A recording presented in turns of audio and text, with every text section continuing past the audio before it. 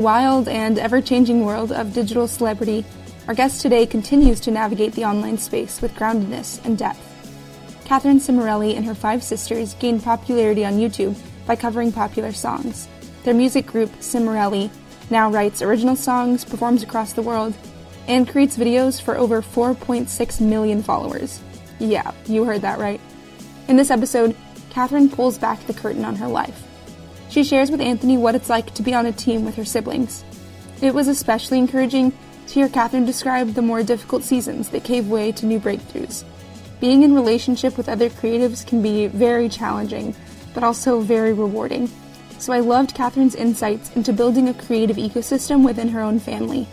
Katherine and her sisters aren't just creating content for the internet. They're really living their own messages of connection, hope, and being fully alive. Enjoy the podcast. Awesome. Sweet. So welcome to the Catholic Creatives Podcast. This is such an honor to have you. Yes, I'm so excited to be here. This is exciting. Yeah, I've never gotten to really interview a YouTube sensation on the podcast, so this is breaking new ground. That's awesome. I know it is kind of an unusual / odd job. Yeah. How does it feel to be famous on YouTube? Weird. It's weird because you don't notice the gravity of it. You just kind of go about your days and you see these numbers piling up, and then you go to the grocery store and someone recognizes you and you're like, wow, real people. Like, it's really weird. You get used to it over time, but it's definitely something that is not normal. Cool. So for the people that don't know the Cimorelli sisters, could you give us a little update about who you guys are, what you're doing, why you're famous? So I am the second of 6 sisters, Cimorelli sisters, and we have a YouTube channel. It's one of the top music channels in the world on YouTube, and we have 4.5 plus million subscribers. And it's always changing every day. So I'm just going to say 4.5 plus. And over 1 billion views on our channel. So we make music videos. We make funny, entertaining videos, deep personal life videos. It's kind of like a big mixture. And we also record a lot of music. We record a lot of covers, albums, and recently podcasts. So that's what we do. Oh, really? Yeah. Nice. Oh, wait, yeah. So you guys are doing a podcast now?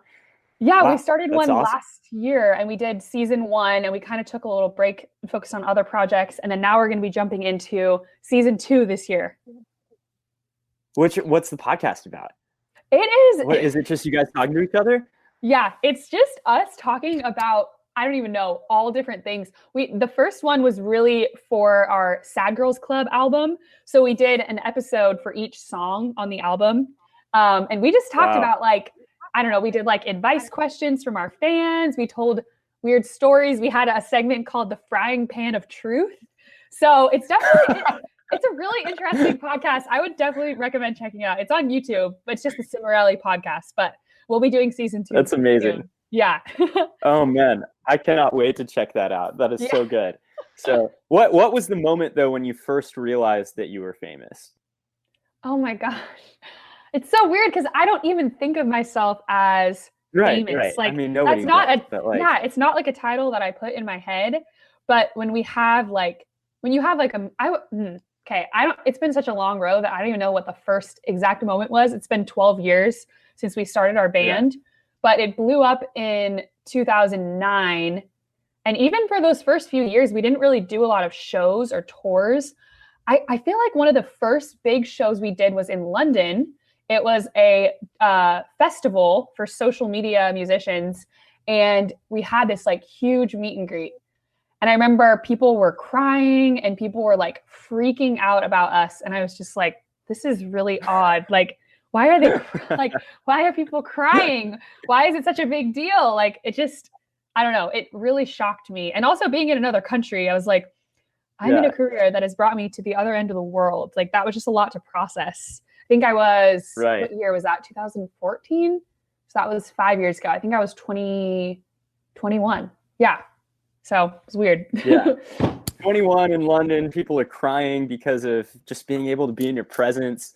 That's pretty intense, all from YouTube. Yeah. So I would love to hear like the childhood, starting with childhood, like the Cimorelli sister experience, how that led to you guys being on YouTube, starting a band, and being at this place in London where people are screaming and crying because of seeing you. I mean, I'd love to hear that story. Yes, it is a really interesting story. I do say so myself. I feel like my story is pretty interesting. Yes. Yes, it is. It's unusual. Like, our family is very unusual. I've always been aware of that. First of all, we have 11 kids in our family. So right off the bat, we're that big family at church, always late in the back. And we grew up in a small town. Everyone knew who we were in our town. They were like, oh, you're the big family that lives on top of the hill. Like, that was kind of our reputation. And we were homeschooled. Sounds like a book. This is like totally like a book. It, just like, you always just know, people stare at you everywhere you go. They're like, is that a baseball team? You're like, no, that's my family. So yeah. Did you have a big 13-passenger van? Yes, we did. We had a big van. Perfect. Classic homeschool. Yes, creepy. Classic. Yeah. It was totally the classic situation. Yeah. So we were homeschooled our entire lives. My mom has a master's degree in music with a concentration in piano. So she's a pianist and a singer, and she taught all of us to sing in harmony when we were really little. That was something that she almost like kind of experimented with. She was like, I want to see how young kids can learn to sing in harmony. So she kind of like made us her guinea pigs, and we started when we were like, I don't even know, 2, 3, 4. She started teaching us harmonies and having us sing together. And she actually started a choir at our church so that we could have opportunities to sing. And it was mainly like classical stuff. That was really what we started in, singing a lot of like classical music. We were doing like Handel's Messiah at Christmas, and like, I don't know, Jesu, Joy of Man's Desiring, these very like classical proper pieces as kids. Mm-hmm. And then from there, our grandma thought it was like really cool that we could sing together. So she started bringing us to nursing homes when we were like 6, 7, 8. And it was at this time, it was the 3 oldest girls. So we were like the trio, and our mom started teaching us barbershop. So we were like, I don't know, all under the age of 10. And I was the high part. Lisa was the middle part, I think. And then Christina was the low part. And so the 3 of us just learned all these like Boogie Woogie Bugle Boy, Don't Sit Under the Apple Tree, Star Spangled Banner, and started singing at nursing homes. And then from there, we got into musical theater, and it was all of us sisters. I think Dani, the youngest, was still like tiny, but we got into musical theater. We started performing, did that for years. We were still singing at church. What was your favorite role in music, like a kid's musical theater experience? Oh, okay. So I was definitely more of the comedic actress. That was like my thing. I never was like the leading lady. Really? I was always like the kind of awkward, funny character. And I don't know if anyone's listening, I'm going to be so excited if you know, like if anyone knows what I'm talking about, but Seussical the Musical, I was in that. And I was in Seussical the Musical. Oh my gosh, who were you? I was a Wickersham brother. Oh my gosh, the Wickersham, they were awesome. I remember them. I was Gertrude in that. Oh, nice. Yeah. That is what a crazy thing. I love the show. It's amazing. Oh, so good. Yeah. So we did that for like, I think I did it the most out of all my sisters. I was in love with musical theater, and I did it 5 years in a row. I did 3 shows a year, no breaks. I just kept going and did it because I loved it so much. Unbelievable. Yeah. Wow. I was really into musical theater, and all of us were, but like I was the one that I think the most. Yeah. And then from there, I think Christina, my older sister, I was 15, so 11 years ago, or I guess 12, because I'm turning 27 next week. She was the one that wanted to start a band. So she had this idea to like, she just wanted to start a band in general, not necessarily with us. And my mom, I think, was the one who was like, she was like, why don't you just ask your sisters? They live with you. Yeah, I know. She just wanted to do a band in general. That is so amazing. Why are you like laughing everybody, so much? It's just so amazing. Like everybody, everyone I know at that age was like, I want to start a band, because that was the cool thing to do back then, right? Yes. You know, and then they would go home, and if they were a Catholic homeschooled family, then their mom would be like, why don't you just ask your siblings to be in the band? Yes. And that's how the band would happen. But yours actually worked. It did. So yeah, we started it. And at that point, and I forgot to say, all of us played the piano. My mom taught us all to play the piano. I took guitar lessons for a year, but that didn't really stick. My older brother was an amazing guitarist, but all of us girls only played the piano. So Christina wanted to start a band. She tried to do it with her friends. It didn't work out. So my mom mentioned us, and she was like, okay. So we started a band, and basically we all just kind of picked up different instruments. And I don't even know how this happened. It's kind of blurry in my mind at this point, but I believe we put a video of us singing the Star Spangled Banner on YouTube at like a boxing rally. Cause like I said, the three of us were still doing, we had actually sang the national anthem at several like sporting events, like the Sacramento Kings and like a couple of other like River Cats, I think, but like Sacramento sporting teams. So someone saw that video and asked if we would perform at a purity conference, like a Catholic purity event in Sacramento. So that was our first gig. Such a wild story. I know. Wow. It doesn't make sense at all. So we had like 3 months and we always played the piano. So it was like, okay, you play the drums, you play the bass, you play guitar. Like we all just picked things up and started playing them and like whipped together. I think we had like a 45-minute set and we had like 3 months. It was crazy. I was so nervous. Wow. Whew, it was crazy. You guys must have been hustling so hard. Was this part of your homeschool experience? Like your mom was like, why don't you guys just not study? You can just practice all day, every day.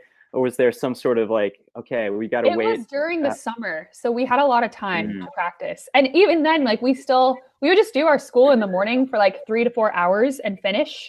And then we'd have the rest of the day free. So we definitely always had time, even if we were in school. So yeah, right. But it was definitely during the summer. And that was our first gig. And from there, it was like, we had so much fun that we were like, we should do this again. Like that was cool. And so we just started playing all these little shows in Northern California. Like we did harvest festivals, church events, random little things. Like it was just, I don't know, any like little random gig we could play where they needed a band, we were there.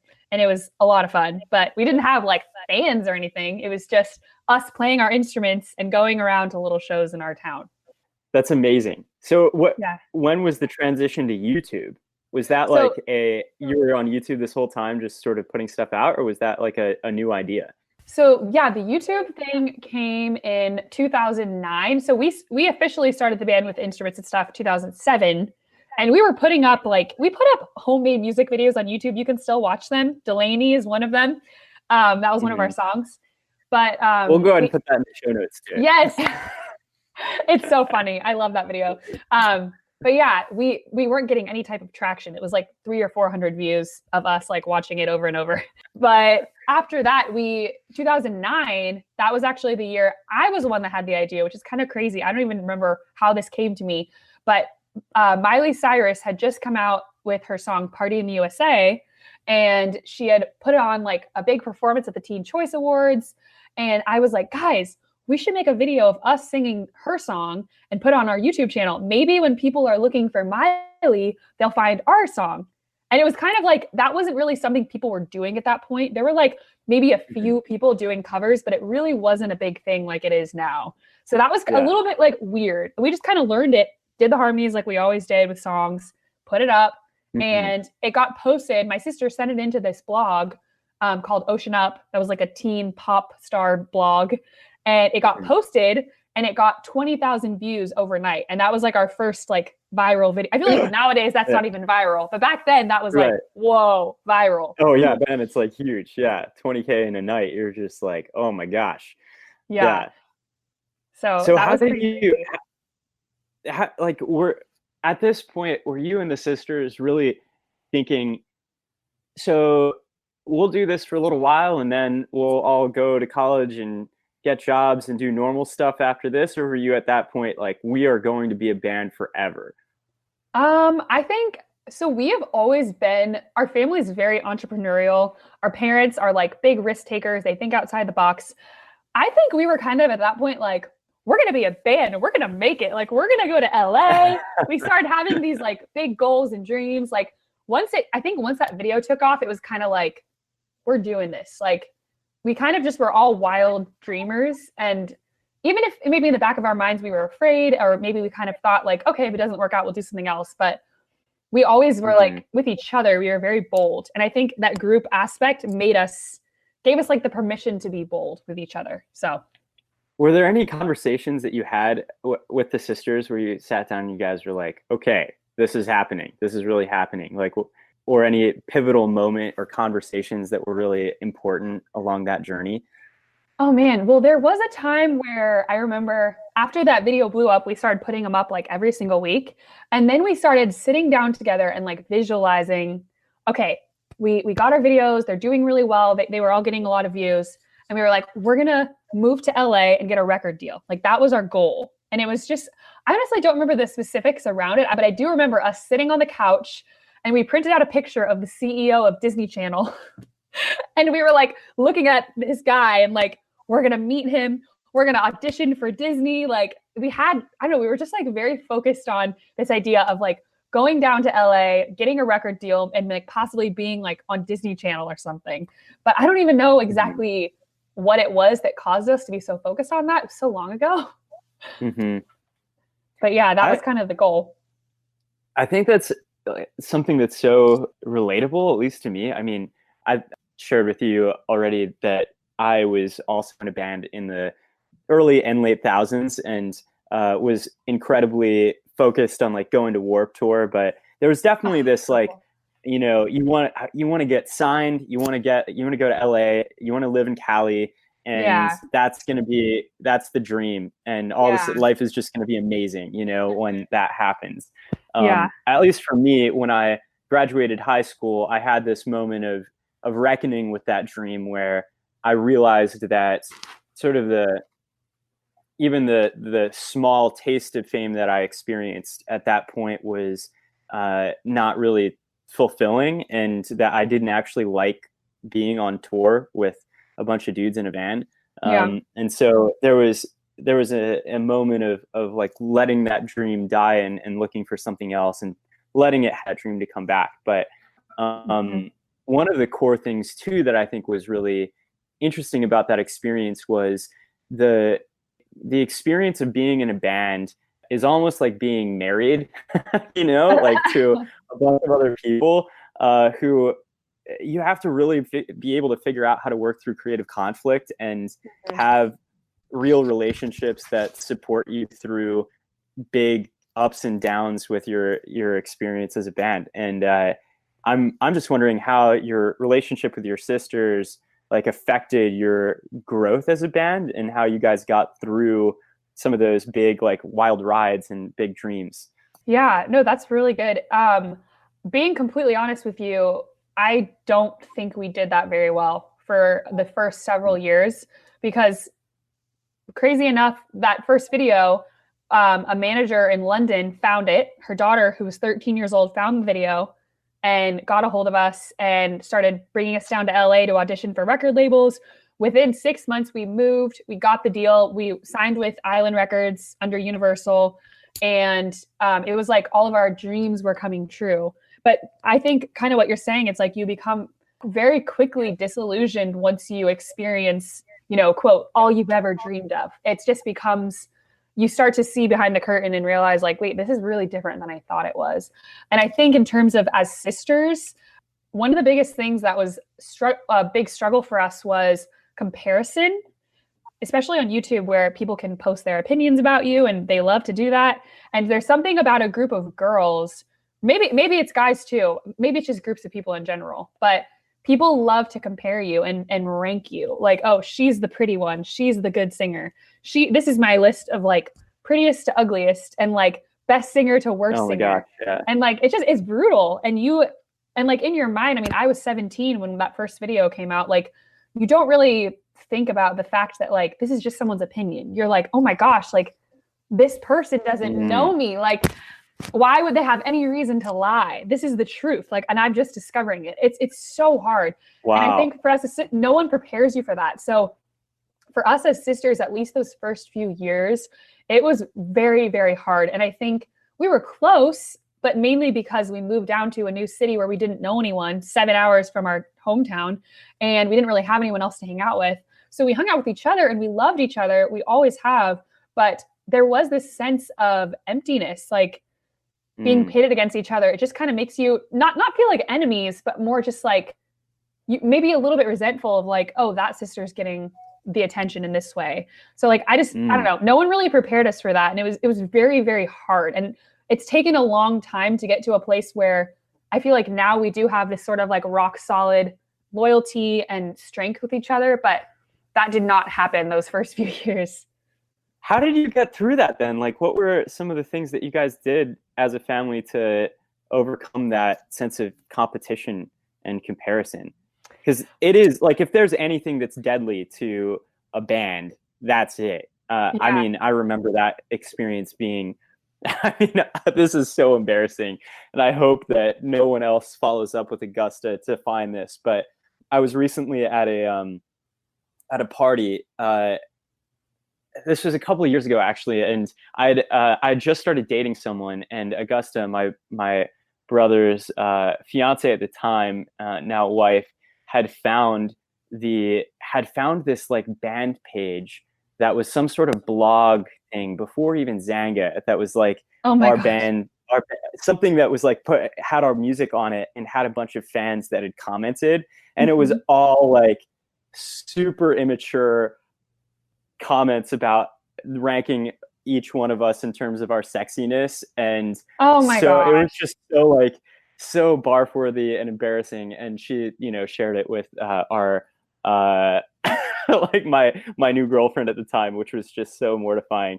But anyway, in reality, like for me, this was just a funny thing. But for you guys, that was very real. I mean, I was a high schooler, and the band was not a real thing. So it was just like small, but I can imagine the pressure of that just on a relationship when you have so many more people speaking into it. It would be crazy.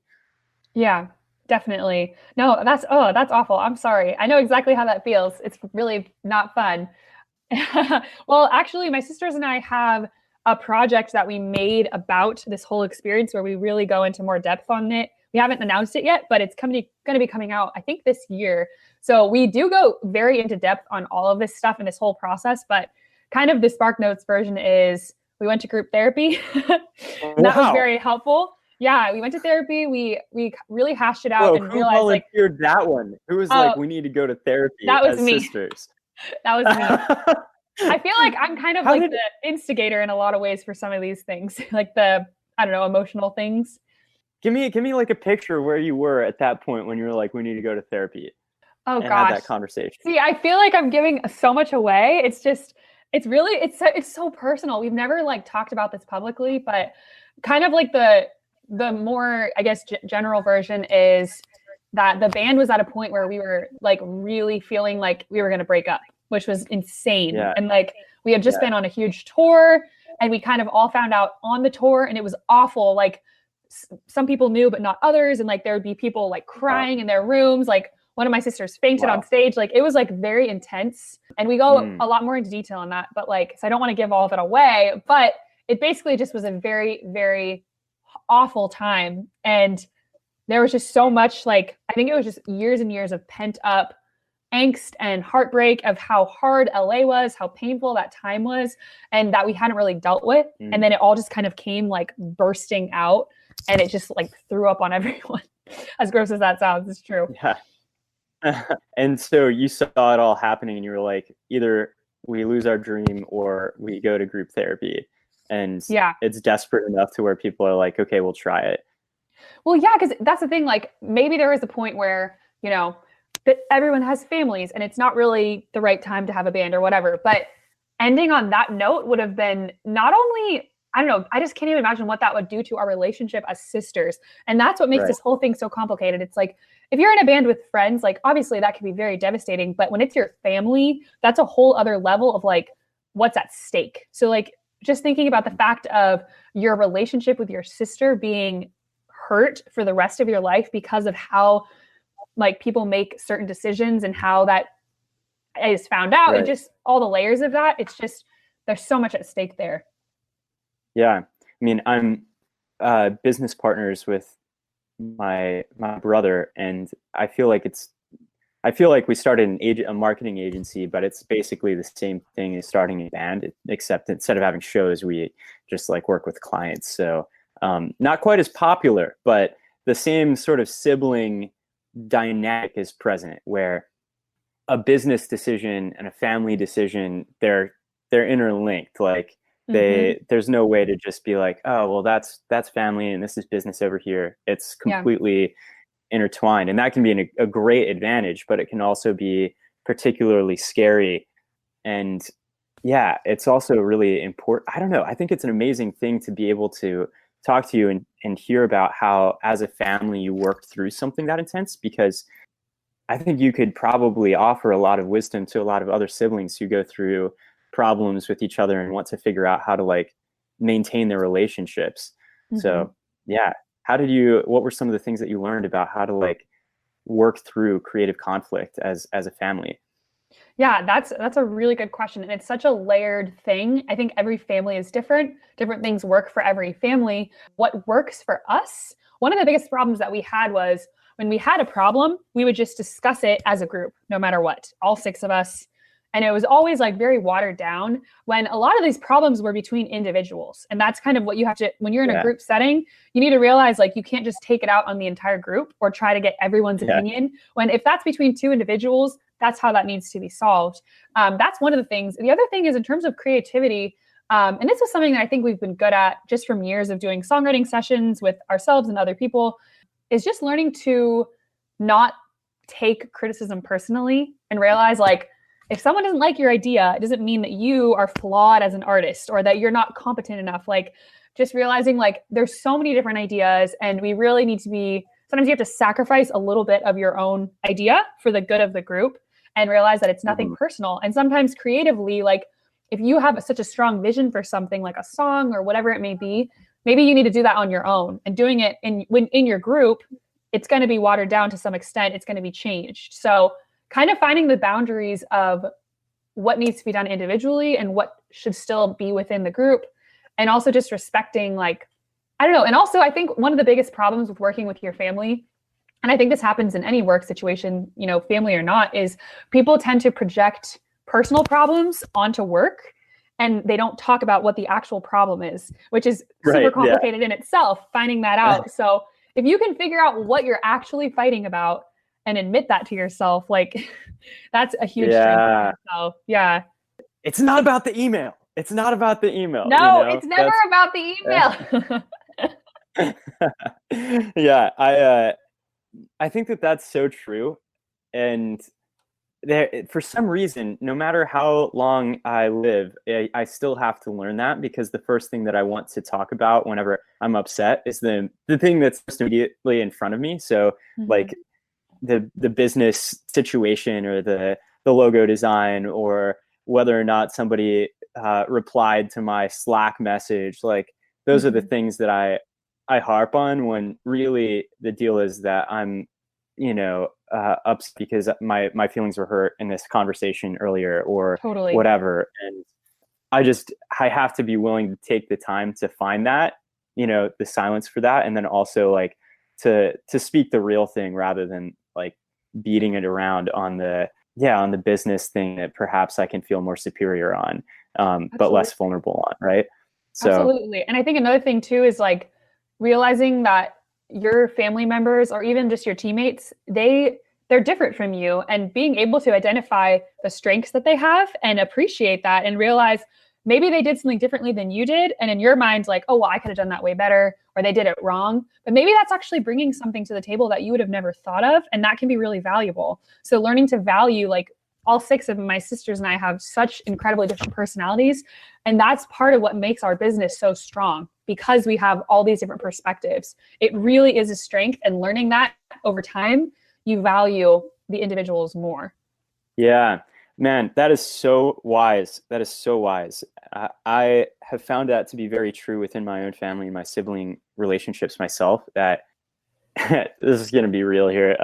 But my brother and I were like these crazy rebel kids in high school that just wanted to be in a band and be punk rockers. And my sister, Marisa, she probably is listening to this podcast. So hey. She was like the really responsible mom one. And so we had this really deep, there was a very painful time of our relationship where we didn't value the parts of like we didn't value the things that the other person brought to the family dynamic. We're just sort of threatened because we're like, that person thinks that their thing is the most important. They don't give a crap about us. So neither of us were willing to like affirm the thing that the other brought. And so we just got into this rivalry with each other that was really, really painful, but also very destructive for like being able to do things as a family.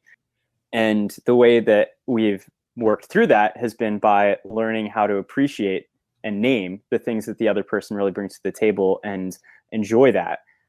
And the more that we've done that with each other, the more we've been able to let the other person's strengths like strengthen our own, and trust that their input doesn't nullify our own perspectives, which is the thing that I think I would get caught into, even if she didn't mean to say.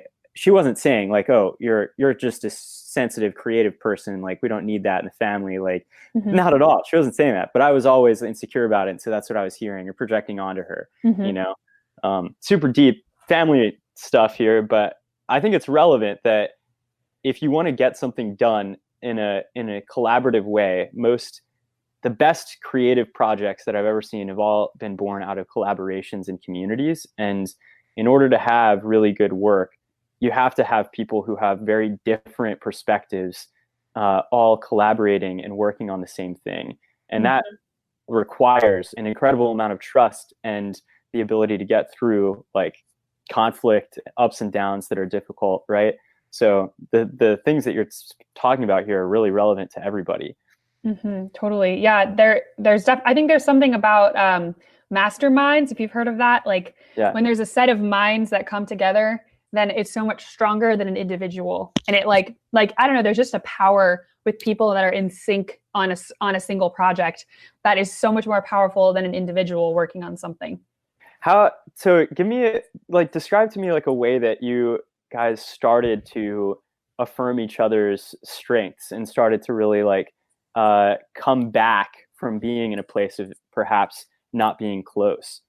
Yeah. So to explain that, I feel like I have to go back a little bit to the LA experience and kind of how we got to Nashville, because that's like really important to explain that. So we were in LA for 5 years and we were signed with a major record label.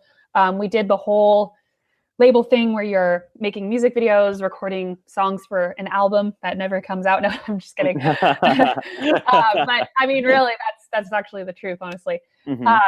But we did that whole LA thing for a while. And then after 5 years, we were very, very burned out and very tired of a lot of things. Just like, I think just mainly the lack of creative control that comes from being with a major label. And I am very grateful for our label. We learned a lot. We worked with some awesome people, but there definitely is, you have to give up a lot of your creative control to be under a major record label. And we all are very strong-willed women. So it just wasn't working out for us. We had a very specific vision that we wanted, and it wasn't in line with this kind of watered down version.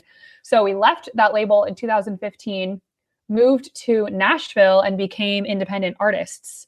And that's been like the most incredible / hardest, most beautiful chapter in our story, I would say. The last 4 years it's been, because we've just learned so much about ourselves as artists, as sisters, as individuals, as businesswomen, and kind of like running the business together.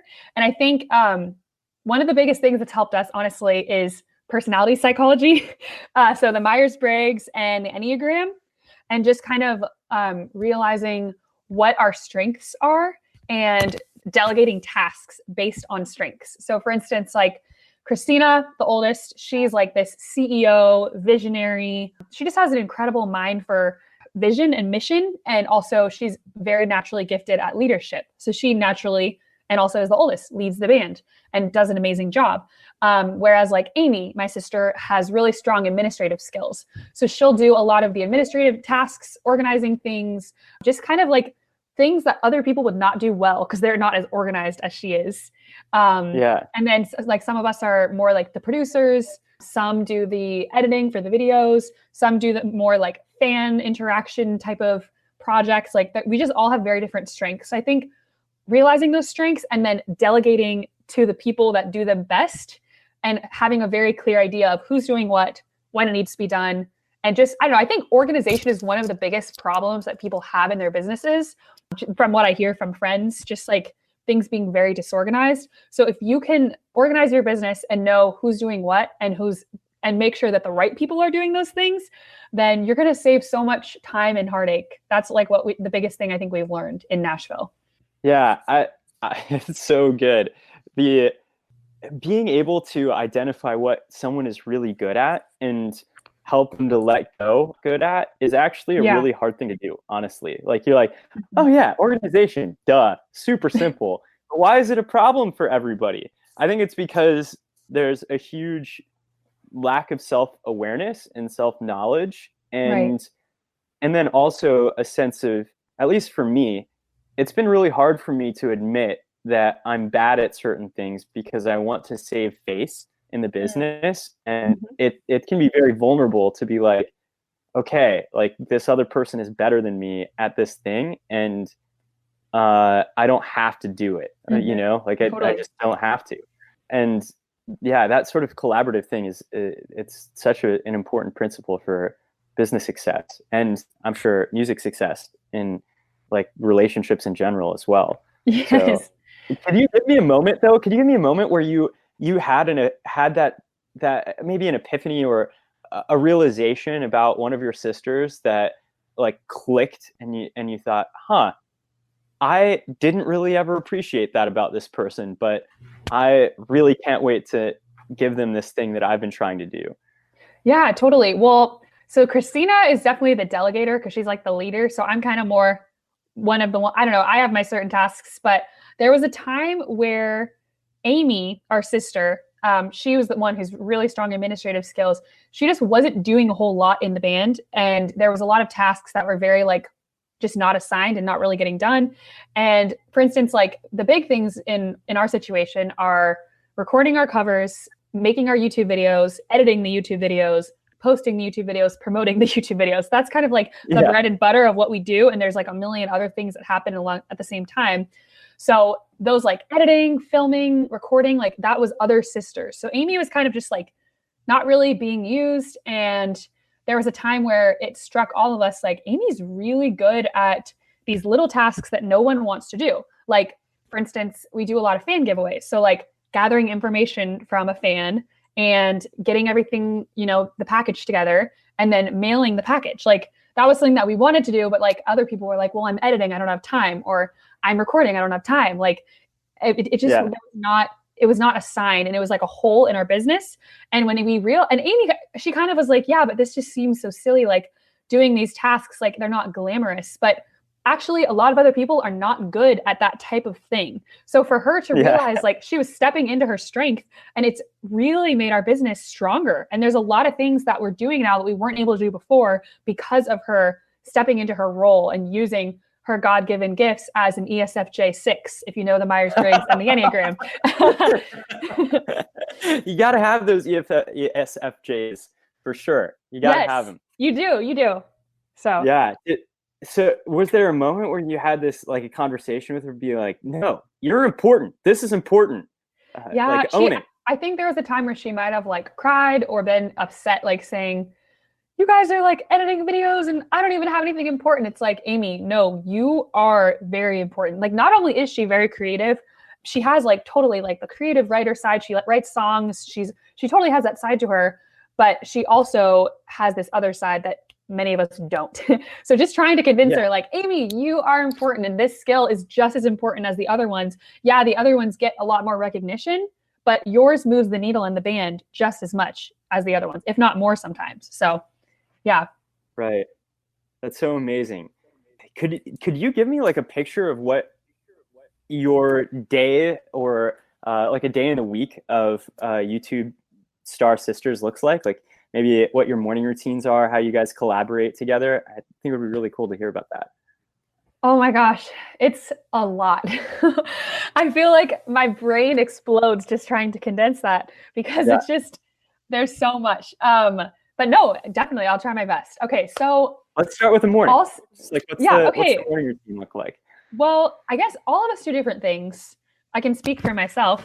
For my morning routine, I generally go to daily mass and I do some time with God and then come home and exercise usually, make breakfast, try to eat something healthy so that I can have like maximum energy. And then I'll start looking over my work schedule of what I have that day and like kind of prepare what needs to get done. And then I'll do any like individual projects on my own, because I kind of we have like actually I can show you, I have my binder right here, but we have master lists, which is basically the list of Monday through Friday tasks that need to get done every single day, Monday through Friday, like just regular tasks that continue to happen. And then we also make, at the beginning of the week, we make goals for each of our projects and one-off lists, which is like, on Monday, I need to do this thing that I'm only doing this week. So it's like, you kind of have things, and this was all from my sister, Christina. I'm giving her the full credit there of organizing us into like these lists, which was really helpful. So I go over my lists and get anything done that I can that morning for like an hour or so. And then usually later in the morning at like 10 or maybe 11, all of us will meet together.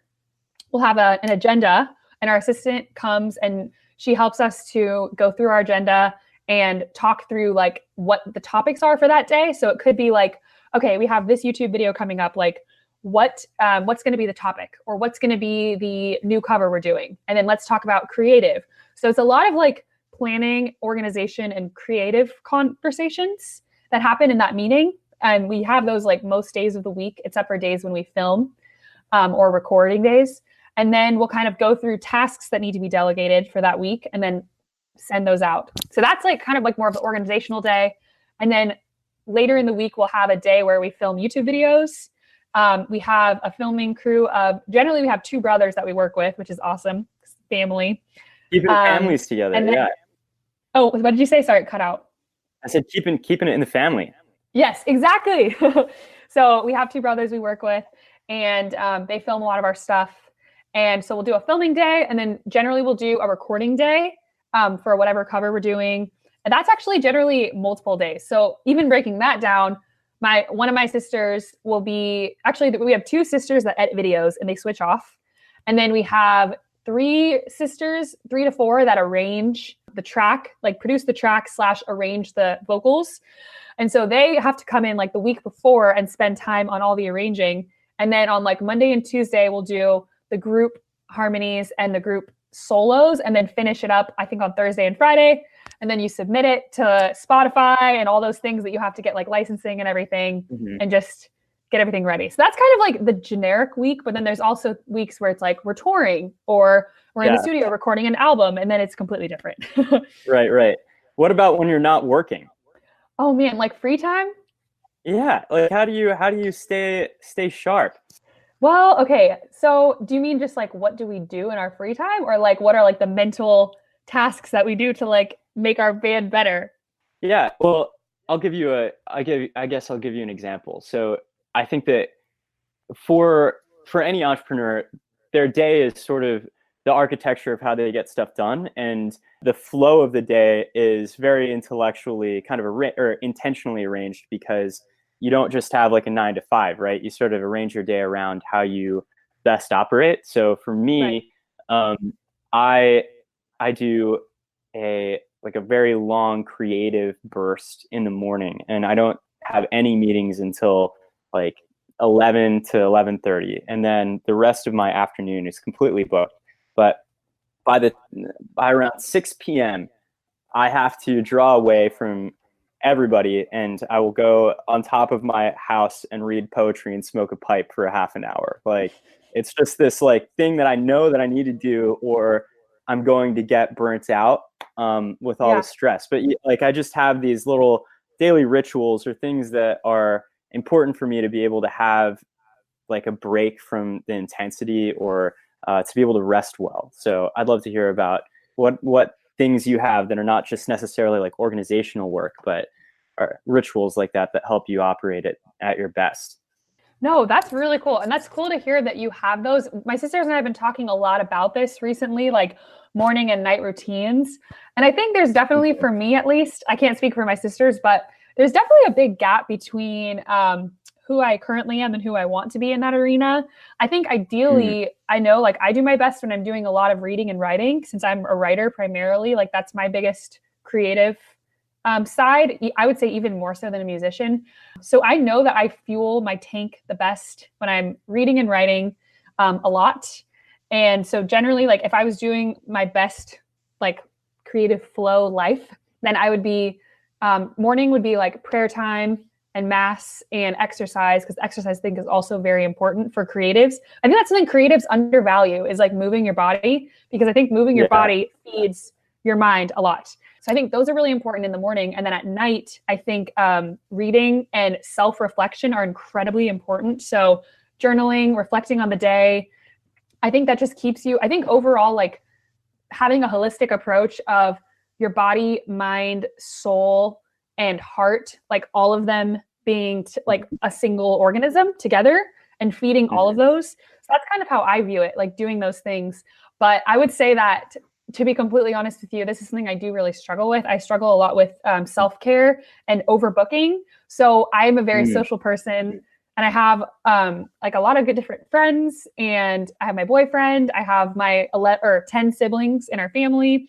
So there's just a lot going on. And I feel like most of my evenings I spend with people, which I love, but I also don't feel like it really, sometimes I feel like I don't do enough of these like reading and writing things. But I know that when I do, I feel really good creatively and business wise. So that's something I'm actually working on. And in March, I like scheduled, okay, I'm doing this whole routine of like, I'm going to like do some play, like whether that's coloring or like riding my skateboard or something like fun and playful. And then I want to read for like at least an hour, and I want to write, like whether that's journaling or poetry, because I love writing poetry. And I want to do those like this certain number of evenings per week, because I also do have a lot of just like social things going on. I take bass lessons. I help out with young adult ministry. So a lot of my evenings are kind of full with things. And then I come home and maybe do like a quick rosary or a quick, like read a few chapters of a book and then go to bed. So but I'm working on making that better and more disciplined. Like giving yourself more of it. Yeah. It's so, honestly, it's so hard, like to fight that. Yeah. To fight busyness, because there's so many demands on your time from different people who want a piece of it. And if you want to be able to have that self-care time, you have to be able to say no to things that are actually really good that you want to do. And that is very, very hard. It's very hard. And it almost makes me wonder sometimes, like, especially being a writer, a lot of the writers I've read tend to be like hermits, where they're just kind of like out on their own a lot. And I just wonder, like, am I too extroverted to be like a full-on writer? I wonder. Yeah, sometimes I wonder that. I think but my favorite author ever talks about that, Shauna Niequist. And she is like, I love her. She's my favorite. And she talks about like living a full life, having people over for dinner all the time, but also like writing and creating. And I'm like, oh, okay, this is the life that I want. Yeah, I think it's so real. And honestly, it's at least what I've found is that it's about the ritual. It's like, if I want the morning, I have to actually put it in my calendar that way. And then if I can get 1 week of that under my belt, then it becomes a rhythm that is just much more easily maintained.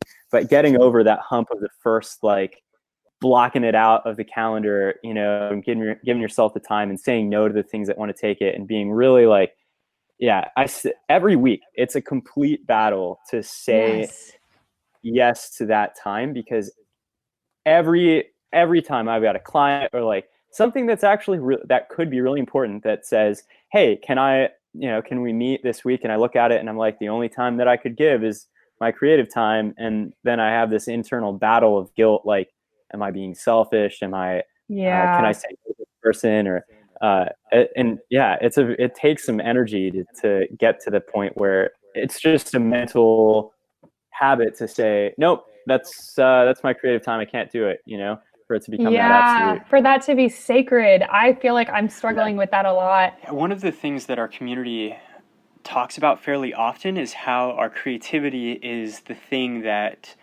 part of us that makes us most like God. And the way that this philosophy, I guess, takes shape in my life is that the more I practice creativity through ideation and brainstorming as a writer, I find the deeper I go, the more my creative time looks like prayer. Yeah. It's like both my prayer and my creativity are drawing from the same well, so to speak. So even so much so that I now, noticed that my prayer life is actually a place where a lot of my creative business ideas or poetry ideas start. No, that's really interesting to think about. And I feel like for me, like writing poetry is probably the creative process that I'm the most familiar with, which is weird because I'm in a band. So I guess like harmonizing and music, like that's definitely like in my blood. But I would say naturally, I've always been the most drawn to poetry. And for me, poetry has always been a very subconscious process where I will just be like writing or like, in my journal or like on a walk or in the shower or doing something in life. And then I'll just like get a poem. It'll just come to me and I'll just like follow it and know that it's a poem and it kind of has its own life. And I've always kind of wondered where that came from. Like it definitely feels like it's a spirit. And I don't know if it's the Holy Spirit, like if the Holy Spirit has like a creative facet of inspiration that he gives, but there's definitely like it is a very spiritual thing. And it feels like it doesn't come from me, if that makes sense, when I am creating things that I feel are like the highest level of things I've created before. So collaboration with the Holy Spirit. Absolutely, yeah. That's actually a thread that's been through this whole conversation. That's a unifying theme, is how you've achieved, you've gotten to where you are through collaboration and collaborative relationships. And I think that's really difficult thing to be a good creative collaborator. It doesn't come easy. It's difficult. It's sensitive. It takes trust. Mm-hmm. And so I'm wondering what advice you might have for our community that wants to grow, people that want to grow as creative collaborators. That is such a great question. I love that because I think that's something that creative people are constantly coming up against. And not only have I collaborated with my sisters for years and years, but also we've collaborated with a lot of songwriters and video makers, like just lots of different types of people. And some have been great and some have been pretty awful, like in terms of how it went, just being honest. And I would say the best ones are when two people come at it with a very open-minded perspective, because that's the thing. If you're creating something and you have this life or death, this is my vision, this is what it has to be, that's not a collaboration. That's, you have your own piece of art and, I respect that, but that's not really something that you're really asking for anyone's opinion on. It's more like you're asking other people to maybe like carry out your vision. So I think you just need to be very clear about going into the project. What is your intention and where are you coming at it from? So if that's your intention, it's not really a collaboration. But if you are writing a song or creating, I don't know, whatever it may be, whatever piece of content, and you truly want it to be a collaboration, you have to tell yourself before you go in, maybe give yourself a little pep talk. This is a collaboration. I need to be open to this other person's idea. And if you feel like your idea is so sacred, this is kind of something my sisters and I would do. So like when we were songwriting, if it's someone you don't know as well, you might have this great idea and you start to kind of like bring it to life. And you suddenly realize that this person is not on the same page as you and it's not really going anywhere near how you wanted it to go. You might just want to put that aside and work on it on your own later and maybe just kind of go the direction that they're going if they're not really open to you. And this is really just my personal experience from songwriting. But I would say in the best scenario, when it is two people that are very open to each other and their ideas and they're just flowing together, I would say just be respectful and be open to what that person has to say. And also be open that if your idea maybe needs a little bit of tweaking or some criticism, not to, I know it's way easier said than done because I struggle with this the most, but try not to take it too personally if someone doesn't like your idea or if they have like a tweak on it, and try to give them the benefit of the doubt. Like they really do want the best for this project and they want it to be as amazing as possible. So like, try not to think like, oh, they're just trying to control me or, oh, they're just trying to make their idea the one that stands out. Just try to be as open-minded as possible is what I would say, and be respectful and, a bit humble about your own strengths and weaknesses. And I think that all comes back to know thyself, just doing the work on your own to know your own strengths and weaknesses, seeking really genuine feedback from people. That's what I would say. That's my, I feel like I'm kind of going in circles a lot, but I would say this is my bottom line piece of advice is know yourself and be really honest with yourself about your own strengths and weaknesses and study personality because that will benefit you so much. And when you can strengthen yourself as an individual, then your collaboration is going to be so much better. It's amazing. Such a good word. Where can our community find you if they want to go and check out what you're doing right now? So the biggest place you can find my sisters and I is YouTube. Our YouTube is youtube.com/Cimorelli the band. And we're also, that's kind of like the bread and butter of everything. We're also on Spotify. It's just Cimorelli, which is Cimorelli. And iTunes and Apple Music, all the places you find music. For me personally, I actually have a blog for my poetry, a Tumblr, and it's Kath the Poet.